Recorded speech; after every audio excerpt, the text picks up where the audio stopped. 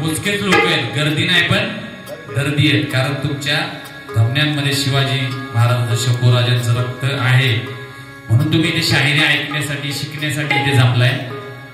बाकी सगळे घरी झोपा काढताय, बरोबर ना? तसा जय जयकार येतो एकदाच. छत्रपती शिवाजी महाराज की. हा झाला 4 आणे. आमच्या गुरुजी म्हणतात देवा माळीला 4 आणे झाला. थोडासा स्वीट कमी पडलंय का? आपण परत मागूया. शेवटचा दोन्ही हात वर करून जय जयकार करायचा महाराजांचा. छत्रपती शिवाजी महाराज की. जय भवानी. हर हर कडकडे लफावर थांब, झोपवणे आपोआप. ऐका मर्दांनो या शाहिराची थाप.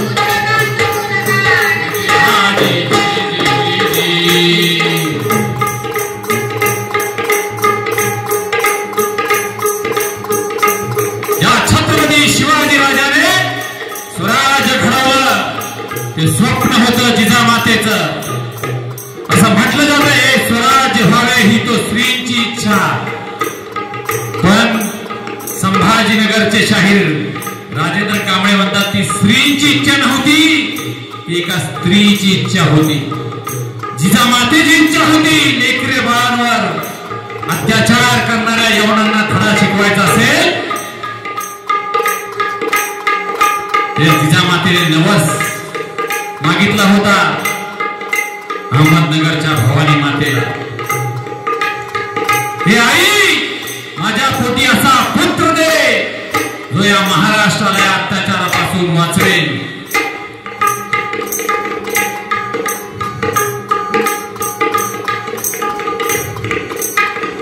आणि 19 फेब्रुवारी 1630 रोजी शिवनेरीवर सूर्य जन्माला आला. जिजामातेच्या पोटी सूर्य जन्माला.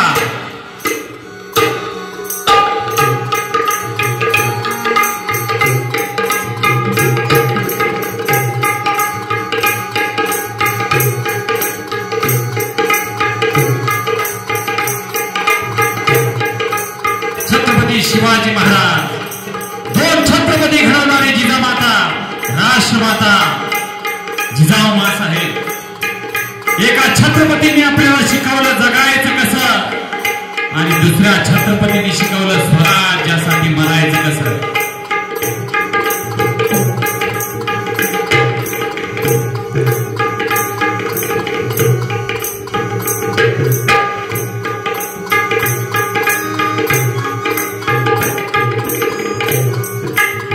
आणि आपला हा महाराष्ट्र संत परंपरेने नटलेला छत्रपती शिवाजी राजांचा, शंभूराजांचा, राष्ट्रमाता जिजामातेचा महाराष्ट्र. जय जयकार महाराष्ट्राचा.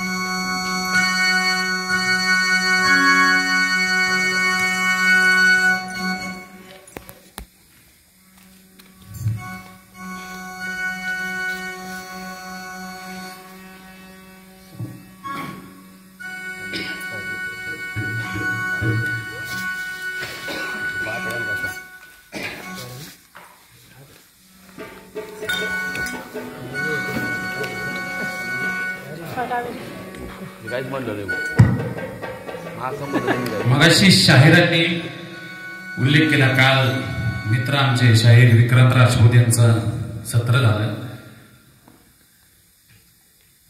की शाहीर कसा असावा, त्या माझ्या मित्रासारखा बलदंड बलदंड पोचली पिंड करावे बंड शाहिराने, मदमस्त हत्तीचे गंड करावे थंड शाहिराने, हिमशाल वीरश्रीची घेऊन जा पेट वितराने, या महाराष्ट्राच्या मातीत पेरित निखाऱ्यांची दाणे, हा भास नव्हे की हा सामचा केला अट्टहास, आणि ध्येयासाठी प्राण वेचला घेतला नाही श्वास.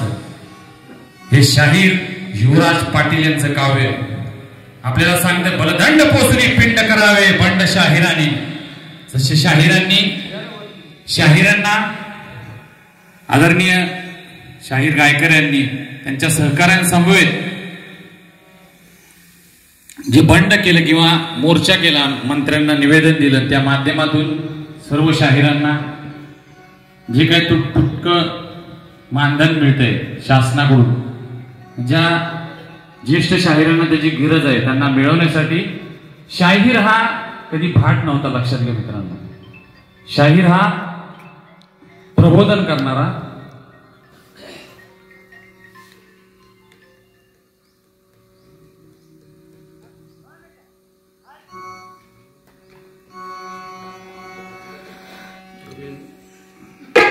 शिवाजी राजांच्या काळापासून, त्याच्या आधीपासून, म्हणजे पोवाडा हा शब्द ज्ञानेश्वरीमध्ये पण आहे.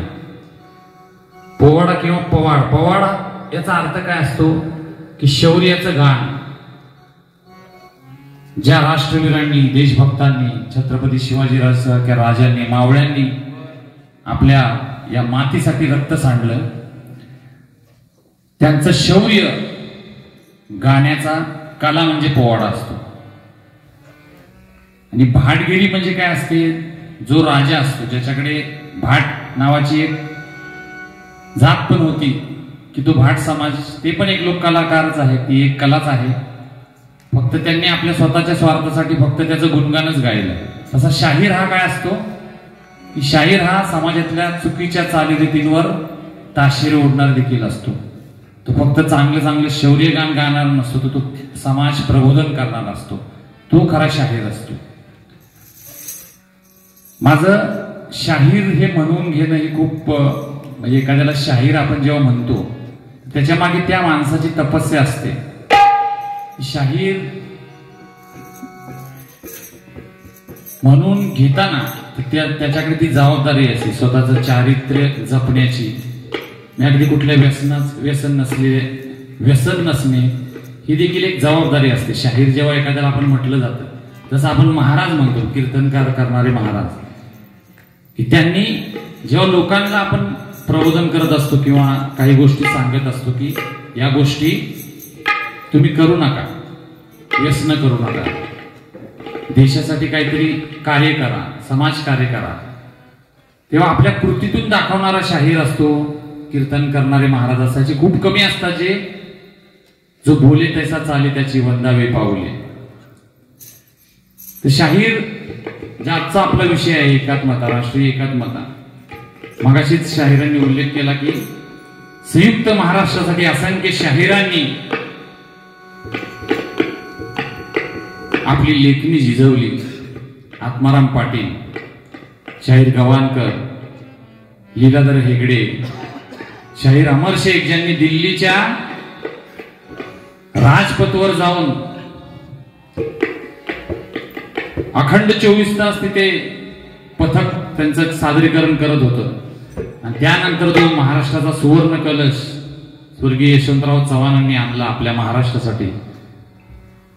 संयुक्त महाराष्ट्र चळवळ ही शाहिरीचा एक परमोच्च बिंदू होता. आत्माराम पाटलांनी असं लिहिलंय की मोरारजी देसाई सखा पाटील म्हटले होते, 5000 वर्ष आम्ही तुम्हाला काही मुंबई मराठी माणसाला मिळवून देत नाही, पण त्याच्या छाताडावर शाहिरांनी उभं राहून मुंबई आपल्या मराठी माणसाला मिळवून दिली. त्यात सर्वात जास्त श्रेय शाहिरांचं आहे. अमर शेख एक मुसलमान असणारा शाहीर, पूर्ण भारत त्यांनी पेटून उठवला. होशियार! सुटला वादळी वारा. त्यांचा वादळी वाऱ्यासारखा तो आवाज होता, ज्या आवाजाच्या माध्यमातून माझी मैना अण्णाभाऊ साठेंनी माझी मैना लिहिली. आपण आता गातो, कॉलेजची मुलं डोक्यावर घेतात.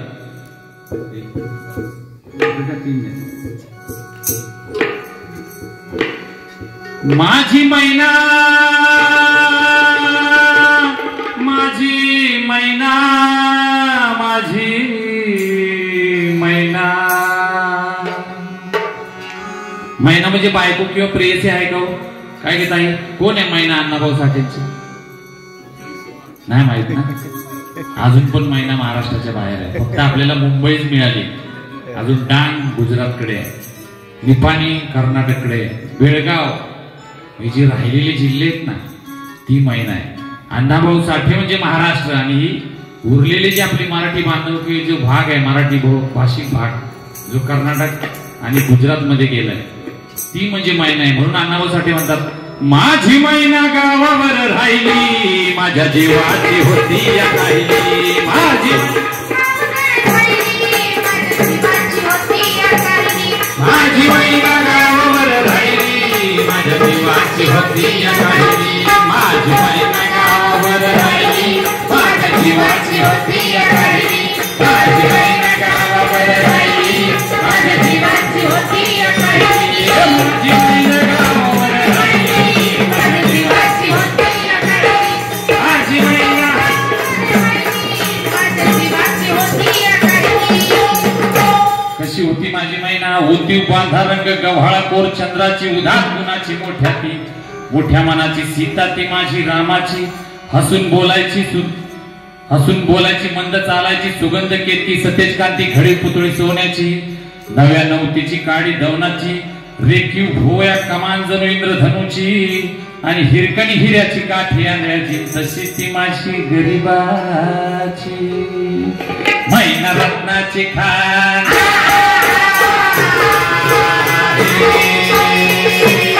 मैना रत्नाची खान, माझा जीव की प्राण, जसे सुखाला तिच्या गुणांची छकड गायली.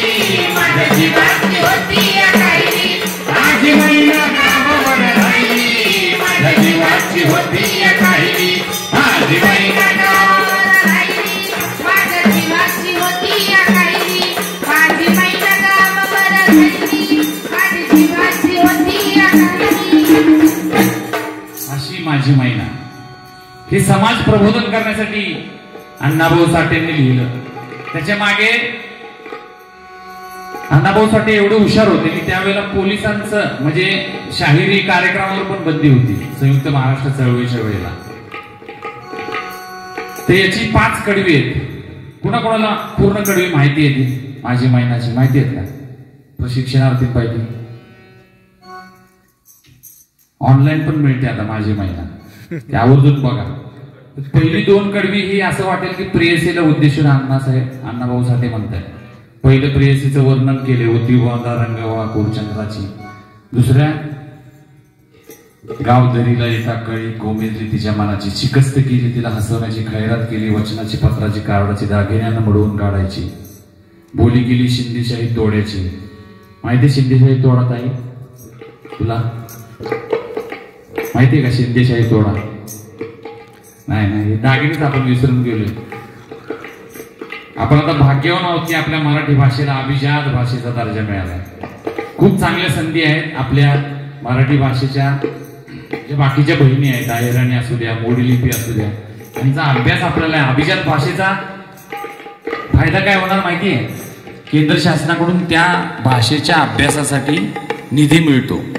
त्यामधून तुम्हाला तुमचं करिअर पण घडवता येईल, आपल्या भाषेचा उत्कर्ष देखील करता येईल, त्याबरोबर स्वतःचा पण उत्कर्ष करता येईल. हा त्याचा फायदा आहे अभिजात भाषेचा दर्जा मिळणं. आपली मला वाटते 6वी का 7वी भाषा आहे. त्याच्या आधी तामिळ मिळाले, तेलुगूला मिळालेला आहे, उर्दूला मिळाले अभिजात भाषेचा दर्जा. साऊथच्या कन्नडला मिळालेला आहे, ओडिसी भाषेला मिळालेला आहे. तर या सर्व भाषांना अभिजात भाषेचा म्हणजे तिला त्याचा क्रायटेरिया एवढा पूर्ण करण्यासाठी खूप मेहनत घेतली आपल्या सर्व राजकारण्यांनी म्हणा, शाहिरांनी म्हणा किंवा साहित्यिकांनी म्हणा, पत्रकारांनी, सर्वांनी त्याच्या ही मागणी लावून धरली अनेक वर्ष. त्याचा आत्ता तो भाषेचा दर्जा मिळाला. त्याचा तो एक फायदा आहे. आणि अण्णाभाऊ साठेंनी शिंदेशाही तोडा बोली केली, शिंदेशाही तोड्याची, सात कोल्हापुरी वजरटी गळ्यात माळ पुतळ्याची, हे कानात गोखर पायात मासोळ्या, हे कानात गोखर पायात मासोळ्या, दंडा तिळा नाकात नत सर्जाची, परी उमली नाही कळी तिच्या अंतरीची, उरावर दगड ठेवून वाट धरली म्या मुंबईची, मैना खचली मना,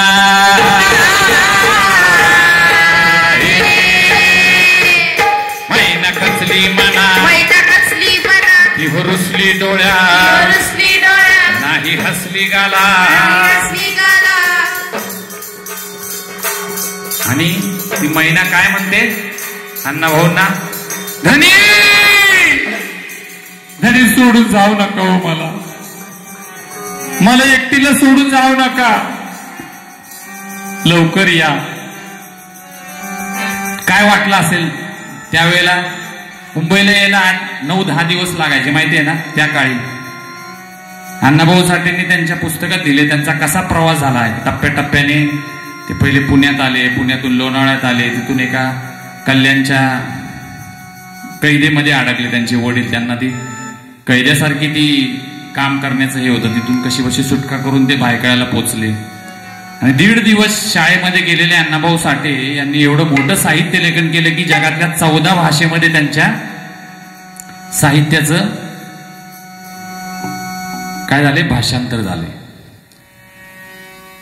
त्यांच्या भायखळ्याला एक त्यांचा गुजराती मित्र होता, त्याने त्यांना लिहायला वाचायला शिकवलं. आणि नंतर एवढं मोठं साहित्य निर्माण झालं की त्यांना साहित्य रत्न ही पदवी मिळाली. उशिरा मिळाली, पण त्याच्यासाठी ती प्रतिभा होती.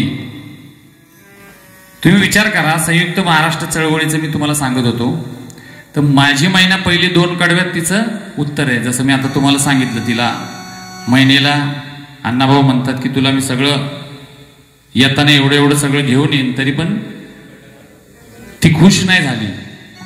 त्याच्यानंतरची 3 कडवी आहेत ना, ती चळवळीची आहेत.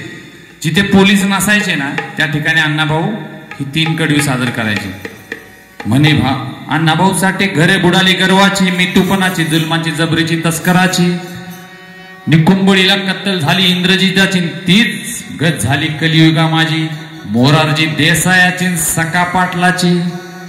हे 2च माणसं जास्त विरोध करत होते मुंबई आपल्याला मराठी माणसाला मिळवून देण्यासाठी. तर झालं फौटनला जंग, तिथं बांधून चंग, धार रक्ताची मर्दाना वाहिली. हे असतं समाज प्रबोधन. आणि हे रचना ऐकून अंगावर काटे यायचे लोकांच्या. आणि हे प्रबोधन केल्यामुळे शाहिरांनी संयुक्त महाराष्ट्राला मुंबई मिळाली. शाहीर जर या चळवळीत नसते ना तर खूप वेळ लागला असता. चळवळ आंदोलन 106 हुतात्मे गेलेत आपल्या मुंबईसाठी. पण आज अवस्था अशी आहे, आज आपण दर आठवड्याला बघत असतो की मराठीत बोलायचा आपल्याला आग्रह करावा लागतो. परवाच एक मुलीचा, एअरटेलची मुलीचा एक व्हिडिओ व्हायरल झाला होता की तो तिला आपला मराठी मुलगा तिला मराठीत बोलण्याचं, तिला मराठी येते नाही असं नाहीये, पण मानसिकता नाहीये बोलायची. तुम्ही जर महाराष्ट्रामध्ये आलाय, मातृभाषा आहे आपली, ज्या भूमीमध्ये तुम्ही गेलाय तर ती भाषा तुम्हाला यायलाच पाहिजे ना. लिहिणं वाचलं तर शाळेत असतं, पण आपण आपली जर अभिजात भाषा दर्जा टिकवायचा असेल ना तर आपण स्वतः ती बोलली पाहिजे. मला काही वर्षापूर्वी माझी पण सुरुवात हिंदीमधून व्हायची, पण मला ते जाणवलं एक लेख वाचल्यावर की आपली मराठी भाषा आपल्याला जपायची असेल तर आपणच सुरुवात मराठीमधून केली पाहिजे. मग तो समोरचा आपोआप. आणि होतं कसं, जोक होतो मोठा की आपण सुरुवात दोघे हिंदीमधून करतो, नंतर कळतं अरे हा पण मराठी आणि आपण पण मराठी. हे वास्तव आहे मुंबईतलं. बाकी आपल्या पूर्ण महाराष्ट्रात आपण बोलतो. अहो कारभारी तुमची बडबडलंय भारी, माझं नाही काय ऐकायचं, माझं नाही काय ऐकायचं. आणि प्रत्येक गोष्टीला परमिशन घेऊन जायला लागते बायकोला. आणि तुम्हाला सांगून जावं कुठवर चालायचं, तुम्हाला सांगून जावं कुठवर चालायचं, तुम्हाला सांगून जावं कुठवर चालायचं.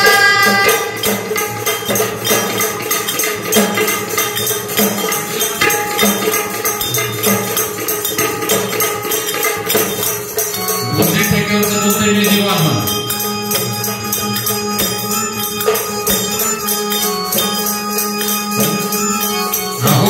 तुमची बडबडलंय भारी, माझं नाही काय ऐकायचं, नाही काय ऐकायचं.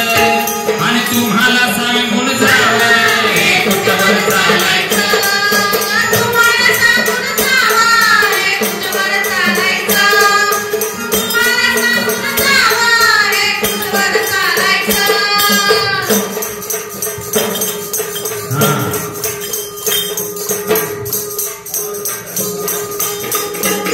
काय तक्रार करते या म्हणजे याच्यातून आनंद घेण्यासारखा आहे. तुमची टाळ्यांची साथ मिळेल का जरा?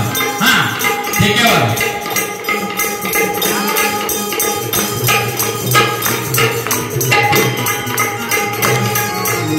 सर्वांची जरा टाळ्यांचा आवाज येऊ दे. तुम्हाला सांगून जावं कुठवर चालायचं, तुम्हाला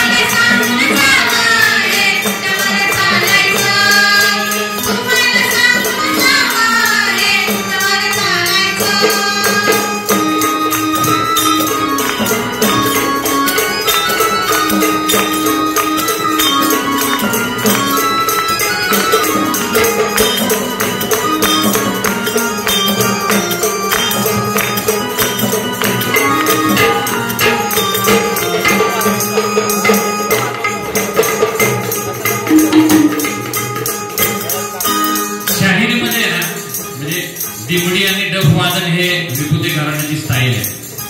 त्यांनी ज्या ताकदीने ते सादर केलंय शाहीर विभूतीने. तुम्हाला करडोले कर्नाटकातलं एक वाद्य असंच असतं.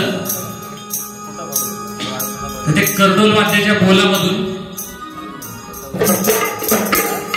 ते वाद्य आणि दिमडी विभूती घराण्याची ती स्टाईल असते. उद्या मला वाटतंय त्यांच्या घराण्याचा नातू विभूतीचा प्रसाद विभूती शाहिरी साजरे करण्याचे प्रकार शिकवेल तुम्हाला. बाकी बाबासाहेब देशमुखांच्या याच्यातच असते दिवडी, पण ती कशी असते बघा.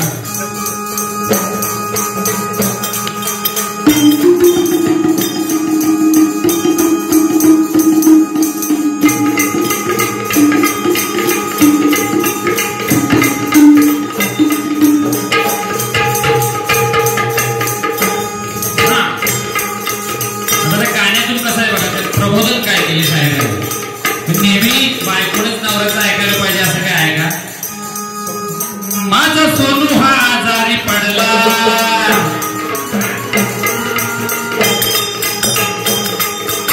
क्या बात है. माझा सोनू हा आजारी पडला, माझा जीव लई घाबरला, माझा जीव लई घाबरला, माझा जीव लई घाबरला. माझा सोनू हा आजारी पडला, माझा जीव लई घाबरला, माझा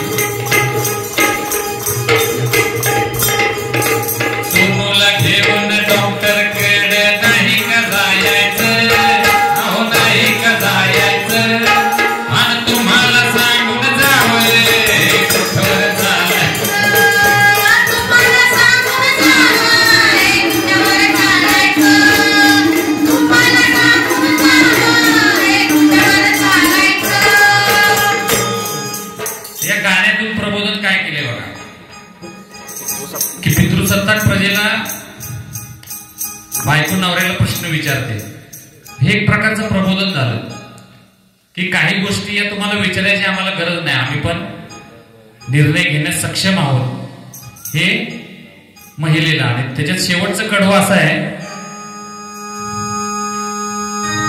की दारू पिणारा नवरा असतो आणि तो दारू पिणाऱ्या नवऱ्याला ती म्हणते, तुम्ही दारू पिऊन मला रोज मारझोड करता. मग तिला कोणतरी स्त्रीमुक्ती चळवळीतली त्या भगिनीला कोणतरी मार्गदर्शन करत, मग त्याच्याकडे का नाही जायचं. हे आता त्या गावामध्ये एखाद्या ठिकाणी कार्यक्रम असेल शाहिराचा, त्याला माहित नसतं ना कुणाला कोणत्या महिलेला नवऱ्याचा त्रास आहे किंवा काय आहे, पण या गाण्याच्या माध्यमातून तू तिला नकळत बोलतो की तुझा संसार सुधारायचा असेल तर बस त्यात चळवळीत गेलं तर नवऱ्याला पोलिसांकडून थोडासा, आता आम्ही पण पोलीस म्हणून प्रयत्न करतो. मी आता भांडूप पोलीस स्टेशनला असं जवळजवळ 10 नवरा बायकोची भांडणं सोडून त्यांचा घटस्फोट होण्याचं वाचवलं होतं. वा सर वा. मी आपण चांगल्या उद्देशाने त्यांना दोघांना समजून सांगायचो किंवा तुझं काय चुकतंय त्याचं काय चुकतंय, आणि काय काय असे असतात की त्यांच्या समोर डोकं फोडा, ठीक आहे, सुधरत नाही, त्यांना ते जुळतच नाही, मग ते शेवटी त्यांच्या मार्गाने जातात. पण बऱ्यापैकी माझ्या सर्व्हिसमध्ये तरी मी काउन्सिलिंग करून प्रयत्न करतो की त्यांना कुठेतरी एक ऍडजस्ट करून घ्यायचं असतं. संसाराची 2 चाकं असतात, कमतरता प्रत्येकामध्ये असते. आपले 36च्या 36 गुण जुळतात का हो? जुळलेत का कोणाचे? लग्न झालेल्या पैकी, बिन लग्नाचे नाही जुळत. कुठेतरी कमतरता असते त्या माणसामध्ये, आपण एक्सेप्ट करून राहिलो. जुन्या काळी जुन्या ज्या माझ्या माय भगिनी होत्या त्या नवऱ्याचा दारुड्या नवऱ्याचा पण मार खाऊन त्यांनी संसार केला, टिकवला, त्याचा आदर्श घेतला. निवृत्ती महाराज कीर्तन ऐकता का सगळे? निवृत्ती महाराजांचं देशमुख, त्या माध्यमातून म्हणजे तुम्ही मार खाऊन पण राहा असं म्हणायचं नाहीये, पण त्या माध्यमातून त्या गाण्याच्या माध्यमातून तिला मी ते उदाहरण सांगत होतो की शाहिरी कार्यक्रमातून समजा मी हे गाणं घेतलं, ते शेवटच्या कडव्यातलं जे वर्णन सांगितलं की बाबा नवरा जर दारू पिऊन एखाद्या स्त्रीला मारतोय तर तिचा संसार टिकण्यासाठी स्त्री चळवळीचं माध्यमातून तिला हिंमत होत नसेल पोलीस स्टेशनला जायची किंवा कुठे तक्रार करायची, तंटामुक्तीकडे जायची, तर या माध्यमातून तिला ते माहित होतं, मग तिला कुठेतरी ते प्रबोधन होतं आणि मग त्या माध्यमातून तिचा जर संसार सुधारण्याचा असेल, तो नवरा सुधारण्यासारखा, तर या गोष्टी आपण समाज प्रबोधनातून करू शकतो. राष्ट्रीय एकात्मता हा विषय आहे की आपला अखंड भारत आहे, असंख्य भाषा, 28-29 राज्य मिळून केंद्रशासित प्रदेश एकत्र येऊन बहुभाषिक, बहुरंगी, बहुढंगी असलेला आपला भारत देश. आता आपल्या भारतातल्या लोककलांचं एक वेगवेगळ्या राज्यांमध्ये सादरीकरण होतं, त्या माध्यमातून पण राष्ट्रीय एकात्मता आणि खूप वेगवेगळ्या कला आहेत. म्हणजे आपली जसे महाराष्ट्रातली गोंधळी कला असते, आपल्या सकाळच्या पिंगळ असतो, वासुदेव असतो, पोतराज असतो. मला लहानपणी आठवतं की सुगीचे दिवस म्हणजे या पावसाळ्यानंतर कडक लक्ष्मी यायची, पोतराज यायचा, डोक्यावर असं ते आई लक्ष्मी असायची, तो दान मागत यायचा, आसोडाचे फटके मारत स्वतःला. ते बघायला असं एकदम मजा पण वाटायची, भीती पण वाटायची, हा एवढा जोरात आवाज येतो, त्याला लागत पण असेल. ही परंपरा अजून पण टिकवली आहे आपल्या. त्या लोककलावंतांसाठी एकदा टाळ्या व्हायला पाहिजेत, कारण लोककला आपल्याला जपली पाहिजे. आणि परवाच मी तो फोक आख्यान म्हणून एक कार्यक्रम आहे आपल्या लोककलांचा, पुण्यातल्या ग्रुपने बनवलेला. तर त्याच्यात आपण म्हणतो की आपण लग्न असेल किंवा शिवजयंती असेल, कुठले सण असेल की लावतो डीजे. आपण त्या डीजेच्या थिल्लर गाण्यावर नाचण्यापेक्षा एखादा हलगीच्या याच्यावर नाचून बघा, हे की नाही, वेगळी मजा असते ना. ढोल लेझिम मध्ये नाचून बघा, ती परंपरा आपल्याला संबळाच्या ठेक्यावर नाचून बघा. एकदा होते संबळ ठेका दादा, आमची फेट झीच्या रेकॉर्डिंगला झालेली, जरा त्याच्या सांभाळाला तुमच्या टाळ्यांची साथ मिळू दे. हा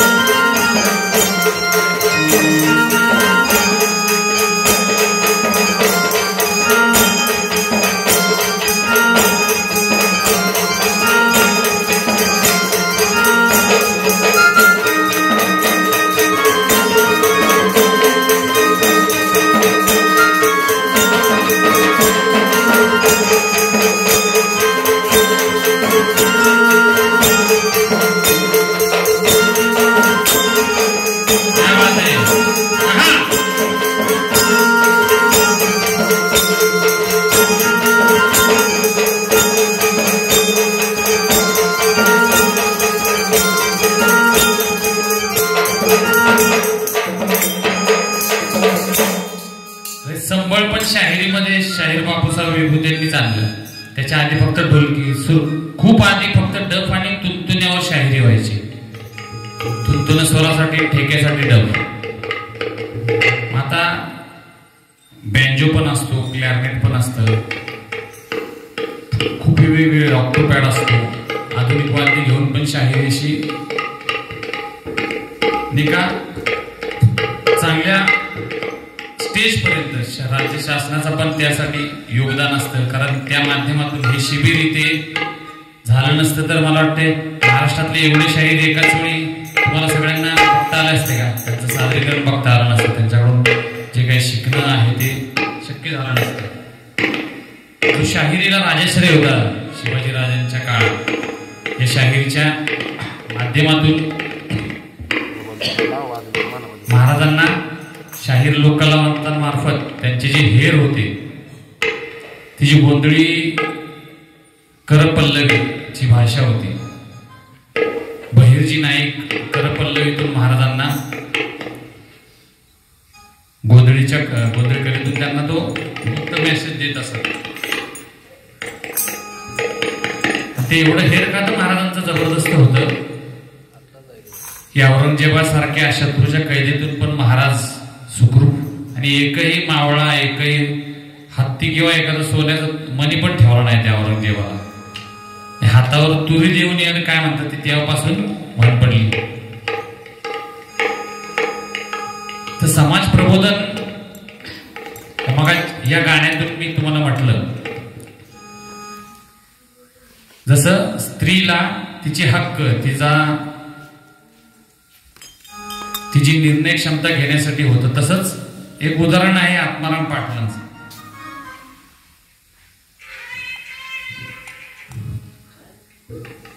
आत्माराम पाटलांची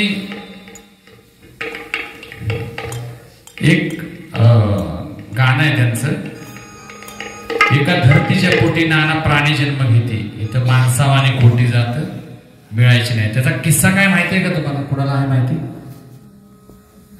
एक ठिकाणी आत्माराम पाटील त्यांच्यासोबत एक सिकंदर शेख नावाचे शाहीर होते. मुसलमान असून मराठीचा अभिमान असणारा एकमेव शाहीर. दुसरे बागणीकर शाहीर पण होते. तर त्यांनी तिथे कार्यक्रम ठेवला होता, ते इलेक्शनचा होता, आणि आत्माराम पाटील तेव्हा मला संयुक्त महाराष्ट्र झाला होता आणि इलेक्शनसाठी त्यांचा कार्यक्रम ठेवले होते त्या भागामध्ये. तर तेव्हा रात्रभर कार्यक्रम चालायचे. आता आपल्याला 10 पर्यंत परमिशन असते, आमचेच लोक येतात, चला बंद करा. ते गरजेचं पण आहे, कारण 10 नंतर काही वयस्कर असतील, कोण आजारी असतील, तो साऊंडचा आवाज वगैरे त्याचे. आता आम्ही डीजेवर पण बंदी आपण आणतो. त्याचं कारण आहे की त्या लिमिटच्या पुढे त्याच्या आवाजाचा त्रास होतो. माझ्या समोर नुसत्या 50 ढोल वाजत होते आणि एका बाईला हार्ट अटॅक आला होता. गुढीपाडव्याचा कार्यक्रम होता ठाण्यामध्ये, मी होतो त्या कार्यक्रमाला उपस्थित, आणि त्या ताईला हार्ट अटॅक आला त्या ढोलाच्या आवाजाने. डीजे तर त्याच्यापेक्षा कितीतरी जास्त डेसिबल मध्ये वाजतो. गाणं नाचण्यासाठी आपल्याला आवाज छोटासा पुरेसा होतो, पण उगाच तो जास्त जणू काय घर हादरतात. म्हणजे आपली छाती आपण अशी हे करतो. असले डीजे ठेवून काही उपयोग नाही.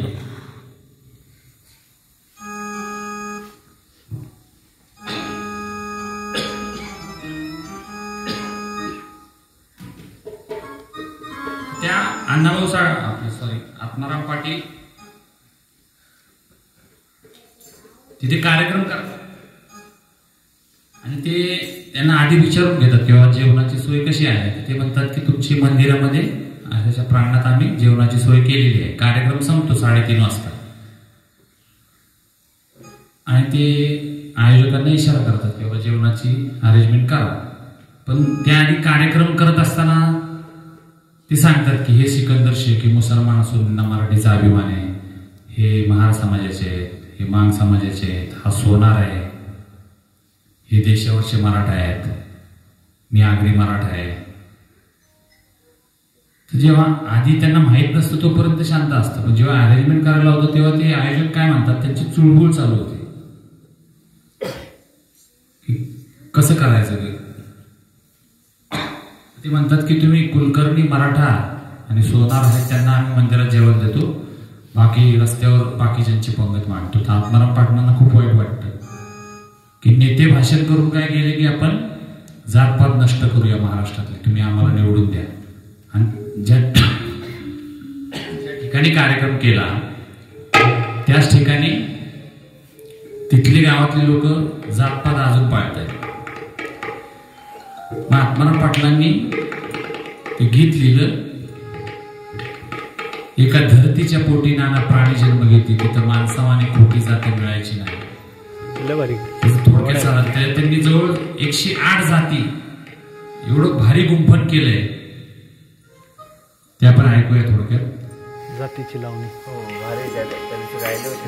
जातीची लावणी शाहिरानी एवढे ज्ञाती विसर्जन लावणी असं त्यांनी नाव दिले. ज्ञाती म्हणजे जात आणि ते विसर्जन व्हावं त्यांनी सर्व जातींची गुंफन केली.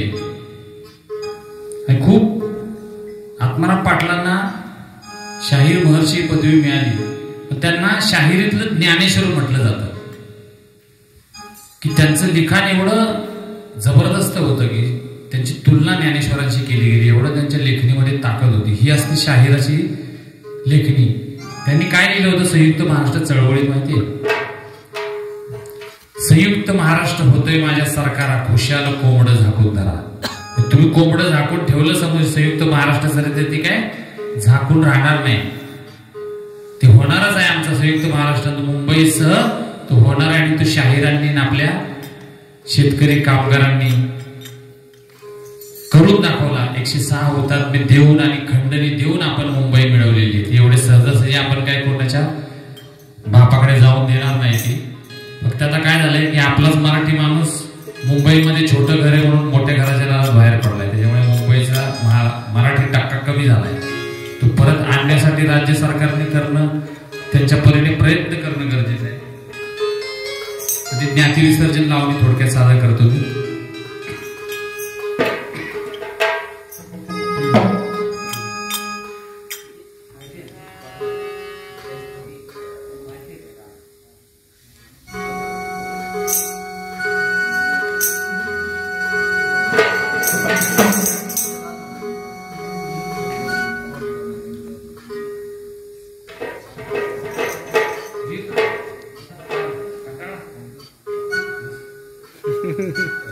कंटाळला पोरगा.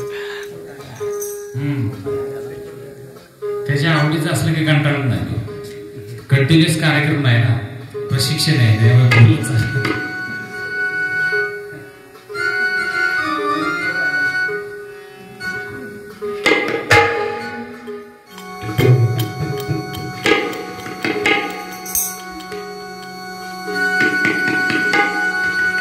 एका धरतीच्या पोटी नाना प्राणी जन्म घेते, तिथं माणसावानी खोटी जात मिळायची नाही. तिथं माणसावानी खोटी जात मिळायची नाही.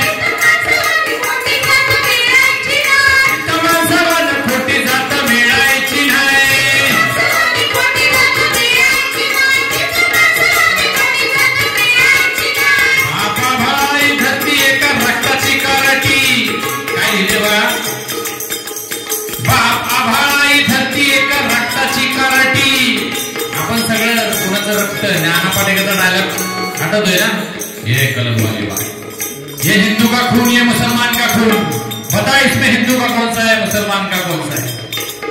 माहिती ना डायलॉग. रक्त आपलं जर एकत्र केलं हिंदू मुसलमानाचा आणखी सर्व जातीचं वेगळं आहे का हो? कुणाचंही रक्त गट मिळाला तर तो चालतो आपल्यातल्या एकमेकाला. बापा भळाई धरती एका रक्ताची काराटी, अन जाती भेद पोटी नोंद मिळायची नाही मारदा रे.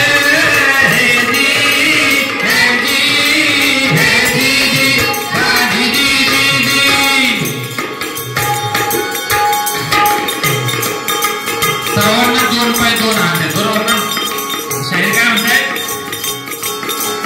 2 पाय 2 हात एक शिरवती जात, एक माणसाची जात साऱ्या जगामध्ये, एक माणसाची जात साऱ्या जगामध्ये, एक माणसाची जात साऱ्या जगामध्ये. पण गोरा कोणी काळा कोणी पिंगट पिवळा. आता गावाला आला की पिंगट पिवळा होतो माणूस, हे काय. आमच्या गावाकडे गेलो की मी गोरा होऊन जातो मुंबईला. नाही ना, उलट होते. कोण गोरा कोणी काळा कोणी पिंगट पिवळा, गाऊन वर्ण भेद सोळा करती अंदाजून ते मारदा रे. हे जी हे जी हे जी जी जी जी जी. धर्मासाठी जो तो मेला येशू कृष्ण रसूलला, मी करतो हल्ला गुल्ला त्यांच्या नावावरती, आम्ही करतो त्यांच्या नावावरती, आम्ही करतो हल्ला गुल्ला त्यांच्या नावावरती. आता महापुरुष पण जातीपातीत वाटून घेतलेले. महापुरुष कुणाचे एकट्याचे असतात का हो? बाबासाहेबांनी फक्त काय त्यांच्या बांधवांसाठी काम केलंय का? बाबासाहेबांनी स्त्री मुक्तीसाठी काम केलंय. जी महिलांना जी प्रसूती रजा मिळते त्याच्या मागे बाबासाहेबांचं बुद्धी आहे. जी सुट्टी मिळते आठवड्यातून ती पण बाबासाहेबांना म्हणून मिळते. भारतीय राज्यघटनेचे शिल्पकार असलेले बाबासाहेब आंबेडकर, भारतरत्न डॉक्टर बाबासाहेब आंबेडकर यांनी संपूर्ण मानव जातीसाठी कार्य केलं. पण ते काही लोक फक्त आपल्या स्वार्थासाठी, आमचेच बाबासाहेब, छत्रपती शिवाजी महाराज आमचे, संभाजी महाराज आमचे, महात्मा फुले आमचे, लहुजी वस्ताद महात्मा फुलेंचे गुरु, हे मातंग समाजाचे, महात्मा फुले माळी समाजाचे. असं नव्हतं. ती मानवांना वाटून घेण्याची परिस्थिती काही स्वार्थी लोकांमुळे येते. धर्मासाठी जो तो मेला येशू कृष्ण रसूलला, आम्ही करतो हल्ला गुल्ला त्याच्या नावावरती, आम्ही करतो हल्ला गुल्ला त्याच्या नावावरती, आम्ही करतो हल्ला गुल्ला त्याच्या नावावरती. आपलं स्वतःचं कारण लावती धर्माचं तोरण, सारं स्वार्थाचं कारण लावती धर्माचं तोरण, चाले अधर्माचं रण साऱ्या जगावरती मारदा रे. हे जी हे जी हे जी देशातील तारा जाती भेदाचा पसारा, जाती 1713 नाव सांगू किती, जाती 1713 नाव सांगू किती, जाती 1713 नाव सांगू किती.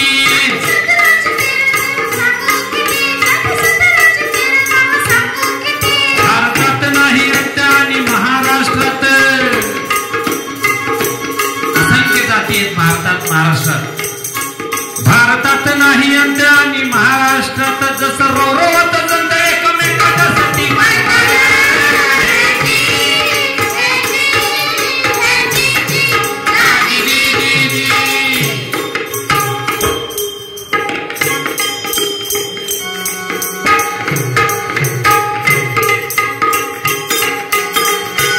त्यांनी 108 जाती कशा गुंपलेत बघा. फडगुंजा भाराडी कैकाडी गारोडी कोल्हाडी गिसाडी खराडी कोलवाडी सांगू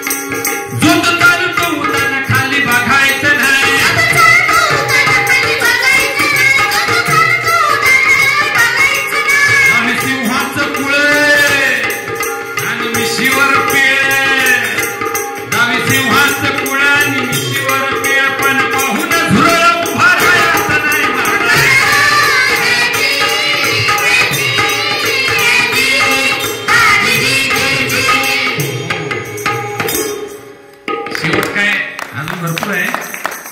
10वी सिंहाचं कुळ मार मिशीवर पिळ पण पाहून झुरळ उभा राहायचा नाही. सिंहाचं कुळ सांगतोय मी आणि मिशीवर पिळ मारून झुरळ बघितलं की पळून जातोय असं अवस्था आहे समाजामध्ये असं आत्माराम पाटील लिहितात. आत्माराम पाटलांचं साहित्य एवढं जबरदस्त आहे. त्यांची एकूण 4 पुस्तकं आहेत.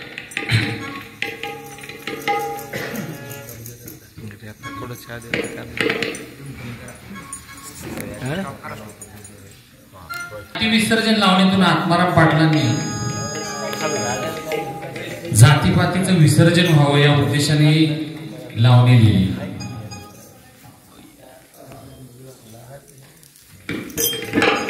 पाटलांची मी नंबर देईन त्या माईंचा, त्या मुंबईला आहे त्यांचं, त्यांच्याकडे मिळतील. मी पण त्यांच्याकडून घेतली होती. आता त्या आमच्याकडे असतात, मी नंतर देतो तुम्हाला. 4 हीच आत्माराम पाटलांची तेवढी 4च आहे त्यांची. डब आता हे मी आणले ना लावणी डब गाणी आहे. दुसरं पोवाड्यांचं आहे, देशभक्तीपर गीतांचं सर. एकूण 4 संच. मोठं एक पुस्तक पोवाड्याचं जास्त मोठं पुस्तक आहे. बाकी इंद्रायणी माई एकदम दिलदार माणूस होता. त्यांना शासनाने घर देऊ केलं होतं, त्यांनी घेतलं नाही. ते म्हणले मला गरज नाहीये, दुसऱ्या शाहिराला घर नाहीये त्याला द्या. एवढ्या मोठ्या मनाचे शाहीर आत्माराम पाटील होते. तशी शाहीर मंडळी मनाने दिलदार असलेली खूप कमी होत गेली, ज्यांनी आपल्यासोबत त्यांचे. आणि कसं असतं, शाहीर हा एकटा काय करू शकेल का हो? आता हे आमचे 2 नसते घरचे तर मला शाहिरी करणं अवघड झालं असतं.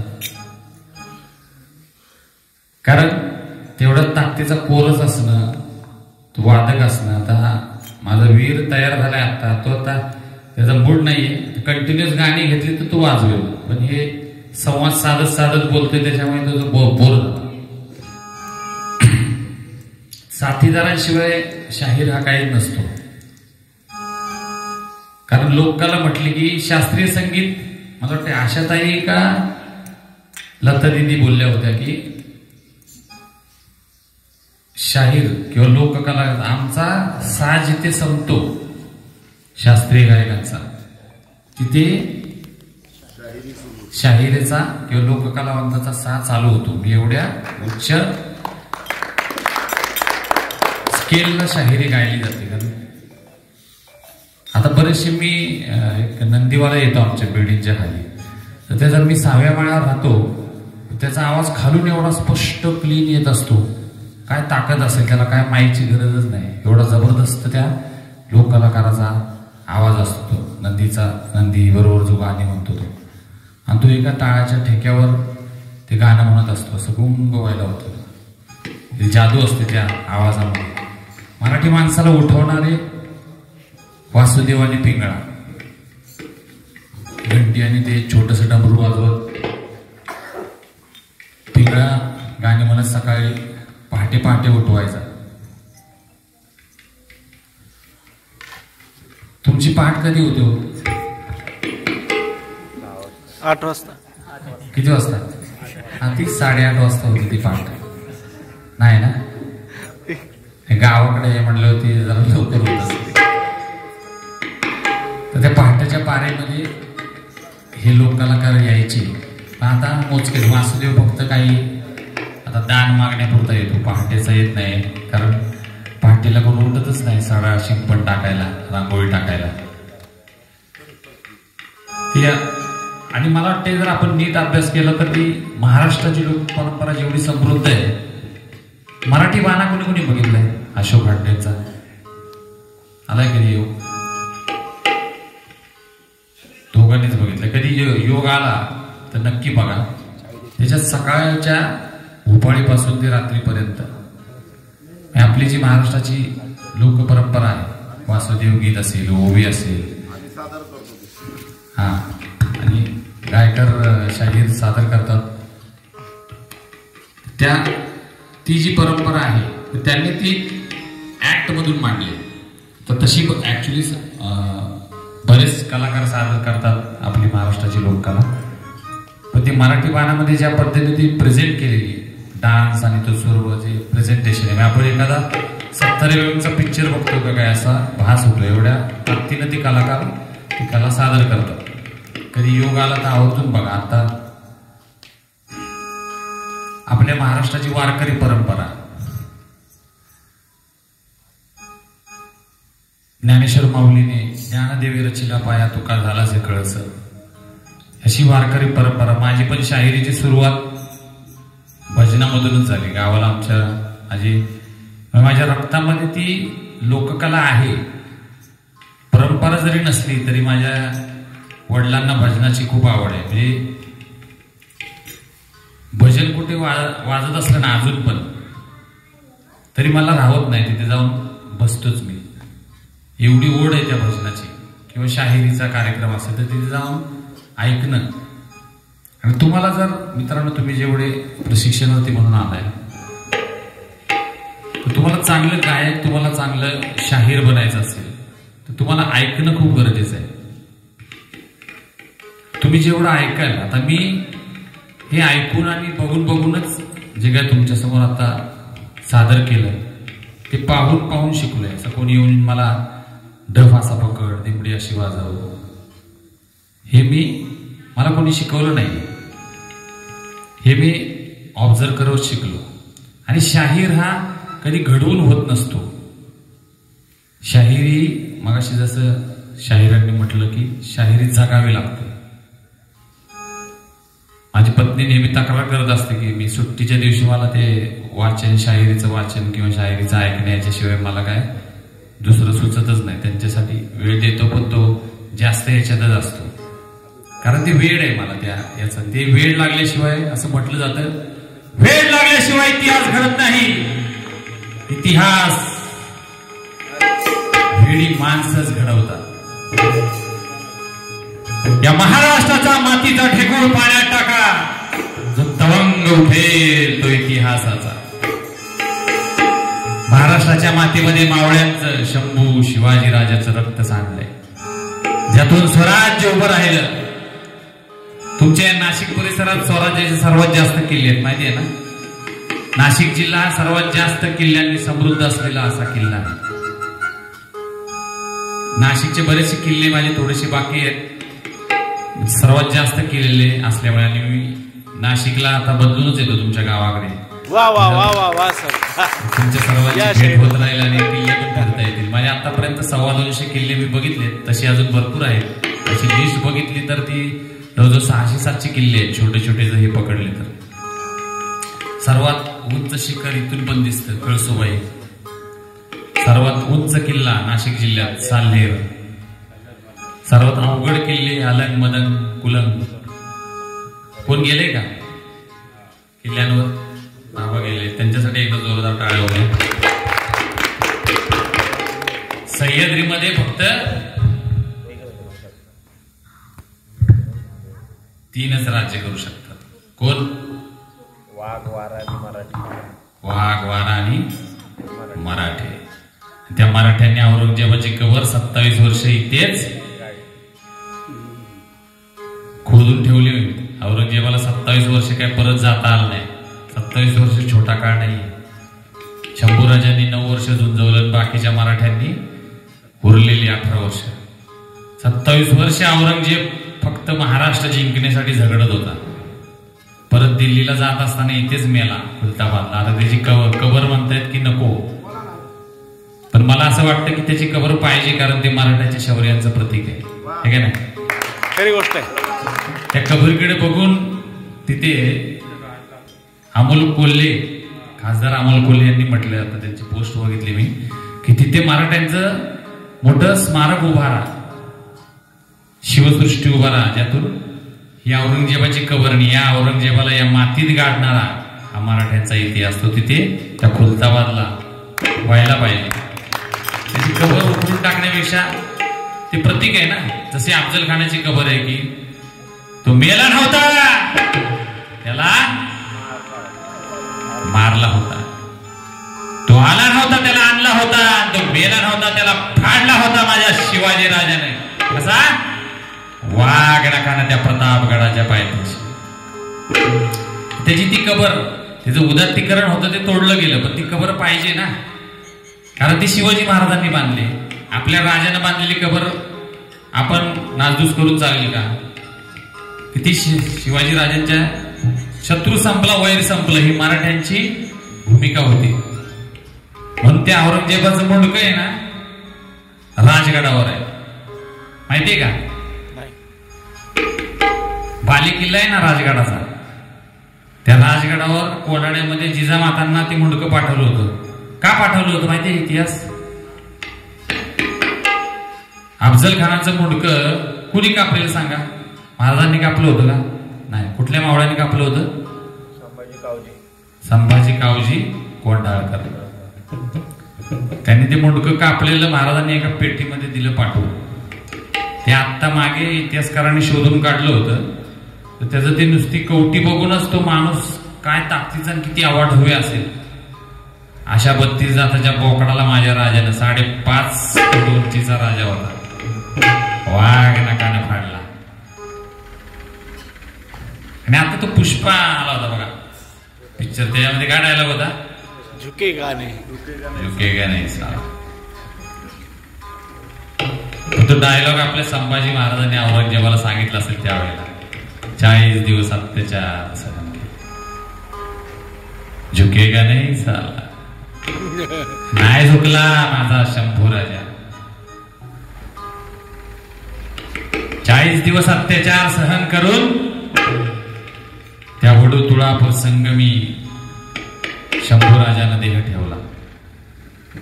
त्या इंद्रायणी भूमीने देखील टाहो फोडला असेल.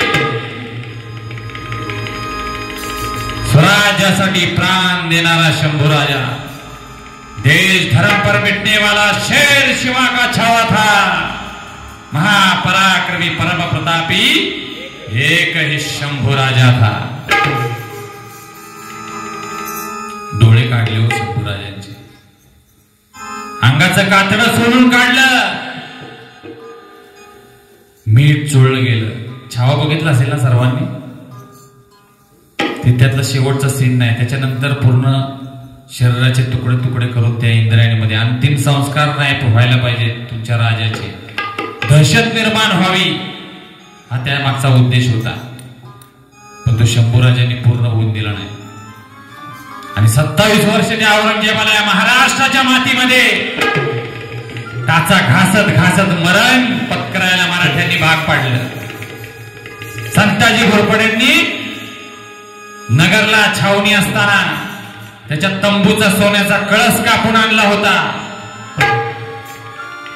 क्या खाते हैं ये मराठे, मराठे थकते नहीं, मराठे झुकते नहीं, और सबसे बड़ी बात मराठे कभी बिकते नहीं, असं औरंगजेबाने म्हटलंय. का? शिवाजी राजांनी तसे मावळे तयार केले होते, न विकणारे, इमान न विकणारे, फितूर न होणारे होते. फितूर त्यांचे कडेलोट केला, तोफीच्या तोंडी दिलं. जो फितूर झाला त्याला सोडलं नाही राजांनी, मग कोणी पण असू द्या. पण न फितूर होणारे असे अनेक मावळे महाराजांनी तयार केले. शिवाकाशीत त्याला माहिती होतं मी शिवाजी राजे म्हणून जेव्हा त्या सिद्धी जोहरला भेटायला जाईन त्यावेळेला मला मरण हा मारून टाकणार आहे. मला त्यांना माहिती होतं. शिवाजीला म्हणतात, शिवा तू शिवाजी म्हणून शिवाजी राजे बनून चाललायस, तुला माहिती का रे काय होणार आहे? माहिती आहे राज. अहो एक दिवस शिवाजी राज म्हणून मरण पत्करणं किती भाग्याचं आहे बघा माझं, किती भाग्याची गोष्ट आहे. असे मावळे महाराजांनी तयार केले होते जे महाराजांसाठी प्राण द्यायला तयार होते. बाजी प्रभू लाख मेले तरी चालतील पण लाखाचा पोशिंदा जगला पाहिजे. 300 मावळ्यांशी घोड खिंडा रोवून धरणारा बाजी, घड आला पण माझा सिंह गेला. आधी लगीन कोंढाण्याचं आणि मगच माझ्या रायबाचं असं सांगणारा तानाजी मालुसरे. आणि आपल्या भावाचा प्राण गेलेला असताना मावळ्यांना पुन्हा जोमानं उभा करणारा सूर्याजी मालुसरे. या दोन बंधूंमुळे तो सिंहगड कोंढाणा जिजामातेचं स्वप्न पूर्ण झालं. तानाजीनं कोंढाणा घेतला, मावळ्यांनी कोंढाणा घेतला. रात्रीच छापा घालून उदयभानाला संपवला आणि कोंढाणा घेतला. मोरारबाजी देशपांडे पुरंदरच्या वेड्यामध्ये वज्रगड पडल्यानंतर सुलतान ढावा करणारा मोरारबाजी. जिवंत वीर ते लढले नवल काय ते घडले. शिरा वेगळे धड झाल्यावर धडही नुसते लढले. मोरारबाजी म्हणती तयाला अमर कथा ही त्याची, पाहत चाळून पाणी आमच्या इतिहासाची. शाहीर किसनराव भिंगे पुण्याचे शाहीर, त्यांनी लिहून ठेवलंय.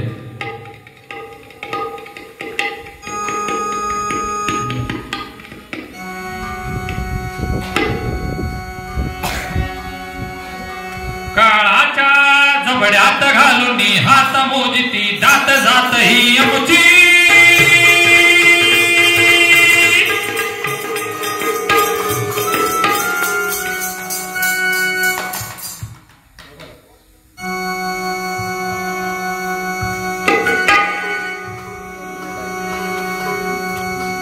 काळाच्या जबड्यात घालून हात मोजती दात जात ही आमची. पाने आमच्या इतिहासाची, पाने आमच्या इतिहासाची, पाने आमच्या इतिहासाची. काळाच्या जबड्यात घालून हात मोजते दात जातही आमची.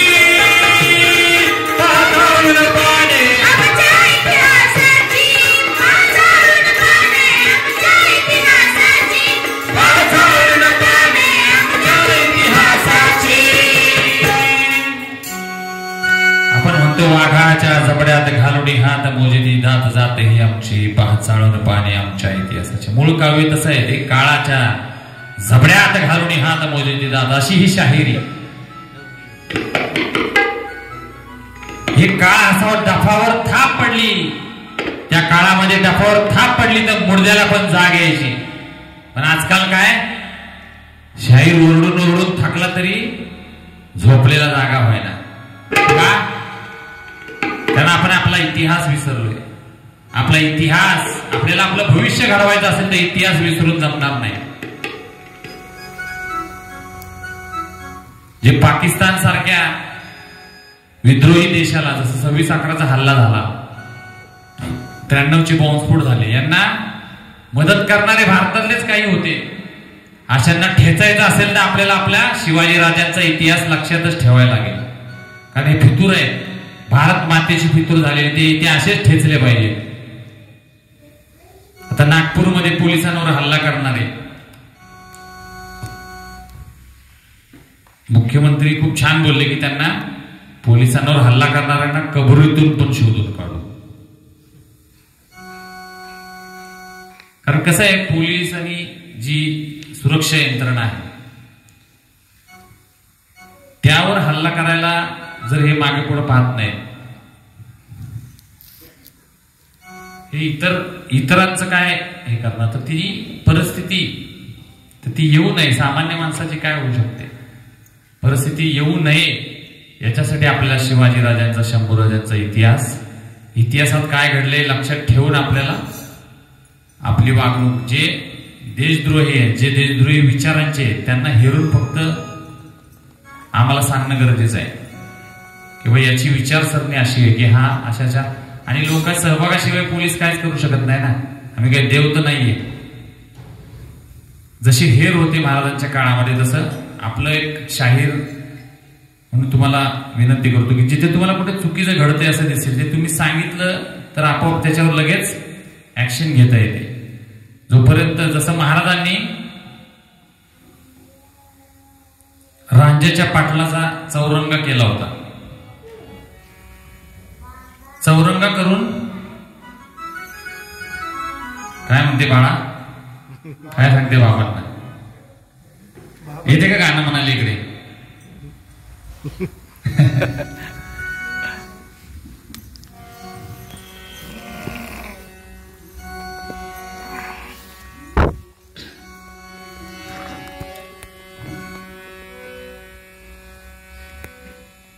तर शिवाजी राजांनी जे मावळे घडवले त्यांचे अगदी सूर्यजी काकडे होते, ज्यांनी साल्हेर जिंकून दिला. असंख्य मावळे होते, जसे आपल्या पालखीचा मान ज्यांना दिला होता.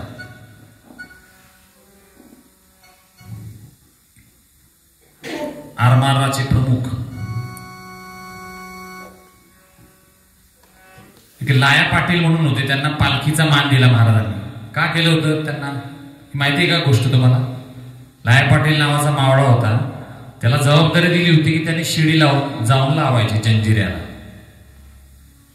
आणि जंजिऱ्याला जाऊन शिडी लावायची.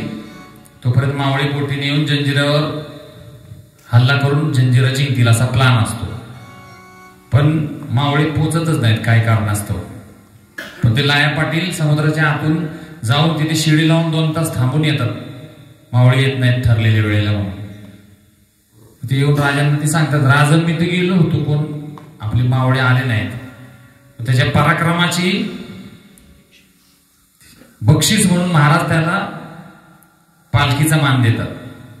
तो म्हणतो नको राज, तो मान फक्त राजाला शोभतो, आमच्यासारख्या मावळ्याला नाही. मग त्याची महाराज काय करतात, त्याला काय करतात, पालखी नावाचं जहाजच भेट देऊन टाकतात, त्याला एक गिफ्ट म्हणून देऊन टाकतात. असे सन्मान करणारे महाराज होते, म्हणून त्यांच्यावर जीवापाड प्रेम करणारे मावळे होते. सूर्यजी काकड्यांची गोष्ट माहिती का तुम्हाला? त्यांना लढायला जायच्या आधीच महाराज सोन्याच्या हातातलं कडं देऊन टाकतात की त्यांना ते बरेचसे मावळे ज्यांना जी मोहीम सोपवलेली असते, समजा तानाजी आहे, ते परत येत नाहीत ना, त्यांच्या शब्दासाठी जीव देऊन तिकडेच शहीद होतात. त्यांचा सन्मान करता येत नाही, म्हणून महाराज माहित असतं की तुम्ही, मला माहिती आहे तुम्ही जिंकणार, मला माफ करा, पण मी तुम्हाला आत्ताच सोन्याचं कडं देतो, असे महाराज होते. म्हणून ते मावळे तसे होते आणि स्वराज्य घडलं. आणि ते स्वराज्य शिवाजी राजांचं म्हणून होतं, ते जनतेचं होतं. म्हणून जनता संभाजीराजांच्या मृत्यूनंतर पेटून उठली आणि त्यांनी औरंगजेबाला, रामशेठचा आपला नाशिकचा किल्ला माहिती आहे ना, किती वर्ष लढत होता? 6 वर्ष. केवढूचा छोटासा किल्ला आहे तो, मी गेलोय 2 वेळा. एवढी वर्ष एवढासा छोटासा किल्ला लढवणं, काय ते शौर्य असेल, काय प्लॅनिंग असेल त्याचं. आणि त्या औरंगजेबाच्या सैन्याला मूर्ख बनवतच सगळं चाललं होतं. म्हणजे काय करायचे मावळे, रसद संपली की म्हणायचे आम्ही तुम्हाला एवढे खंडणी द्या. म्हणजे त्यांना थोडक्यात हल्ला करून न लुटता त्यांच्याकडूनच पैसे घ्यायचे, हा किल्ला घ्या तुमच्या ताब्यात. त्यांनी परत रसद भरून ठेवली की परत हल्ला करून परत किल्ला घ्यायचा, परत त्यांना हाकलून द्यायचं. असे पण बऱ्याचशा किल्ल्यांच्या बाबतीत मराठ्यांनी केले.